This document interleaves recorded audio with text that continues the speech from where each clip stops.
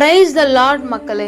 இந்த லெந்து நாட்களில் நான் உபவாசமா இருக்கலாமா, இருக்கக்கூடாதா, இல்லை எப்படி உபவாசமா இருக்கணும், இல்லை நான் ஆஃபீஸ் போயிடுறேன், நான் என்ன பண்ணட்டும் அப்படின்னு சொல்லிட்டு பல பேருக்கு பல கேள்விகள் இருக்கும்.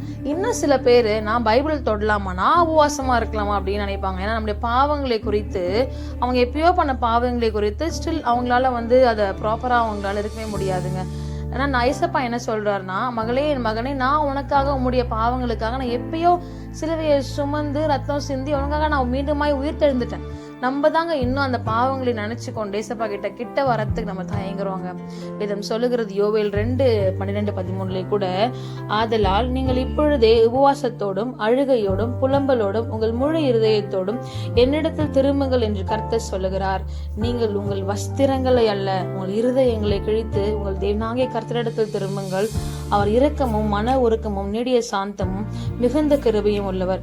அவர் தீங்குக்கு மனஸ்தாபப்படுகிறவருமா இருக்கிறார். ஆமாங்க, இசப்பா நம்மளை பார்த்து நீ சாப்பிடாம அழுதுட்டே இருன்னு சொல்லல.